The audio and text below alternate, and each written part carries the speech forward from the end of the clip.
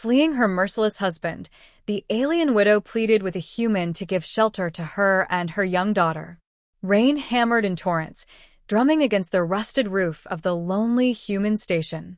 Inside, Jalan adjusted the flickering lamps and nursed his lukewarm coffee, the scent of damp earth mixing with ozone.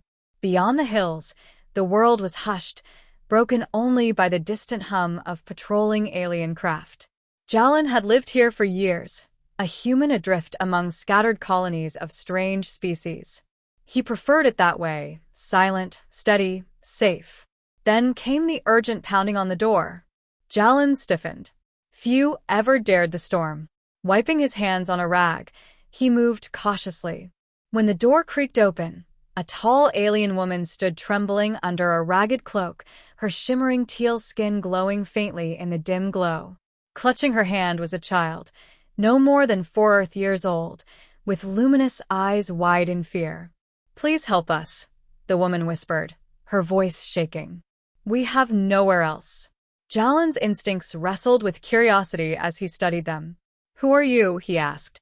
"My name is Lyra," she replied, casting nervous glances over her shoulder as if shadows might strike. "This is my daughter, Elia. My husband, if we return, he will kill us." Jalan's gut twisted. He stepped aside, motioning them in. Warmth wrapped around them as Lyra sank into a chair, still shivering despite her layers. The little one clung tightly to her mother's side. He was cruel," Lyra murmured, her voice breaking. "Powerful in ways I cannot describe. When I tried to leave, he swore he'd chase us across the stars." Her iridescent skin rippled with unease. "I cannot protect her.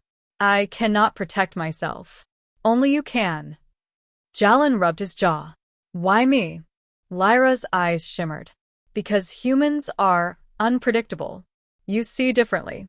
And you're known for aiding the desperate." Outside, the storm battered harder, wind shrieking through the gaps. Jalan inhaled deeply. "All right. You can stay for now. But we'll need a plan come nightfall." In the small station, Lyra revealed her story. Her husband, Kale, was a high-ranking officer in a brutal alien fleet, ruthless, merciless. He had forced her into obedience, punishing escape attempts, and now she feared he had followed her across galaxies. Elia sat on the floor, quiet, tracing glowing patterns in the dust with a stick, signs of a hidden psychic gift Lyra confessed she had concealed, knowing Kale would exploit it. Tears welled in her eyes. "I cannot let him find her. I would rather die." Jalan leaned back. They couldn't remain here. Kale would eventually arrive, and he'd raise everything to ashes. "I have a ship," Jalan said at last. "Small but fast. If we leave tonight, I can reach a safe sector, somewhere beyond his reach." Lyra's relief was almost tangible. We are in your debt." Hours later, the trio lifted off in Jalan's craft, climbing through storms into the black expanse. Lyra cradled Elia, rocking her gently until the girl's trembling faded into sleep. Pale but resolute, Lyra kept her gaze steady. Jalan flew in silence, eyes scanning for pursuit. "He won't stop," he warned. "Be ready." Lyra's grip tightened on her cloak. "I know. But we must endure. We will endure." Soon, a signal flashed on the console, a pursuit drone scanning for life. "He's here," Jalan muttered. "Hold on." Lyra whispered a chant in her alien tongue, a low hum resonating through the cabin. Lights flickered, sensors faltered. Jalan wove the ship through asteroids and drifting wrecks, until at last the drone lost them. The craft drifted into the calm veil of a nebula. Lyra slumped in relief, breath shaky. "We are safe," she whispered. Elia stirred in her arms, half awake. Lyra pressed a kiss to her glowing forehead. "I promised freedom," she murmured. "And now we have it." Jalan allowed himself a faint smile. "This isn't the end. He'll keep hunting. But you've got a head start. I'll help you hold it." Lyra's eyes glistened with hope. "Thank you for seeing us, for choosing to help." The nebula's radiant mist swallowed the ship, concealing them from the galaxy's gaze. For the first time in years, Lyra and Elia felt the fragile comfort of safety.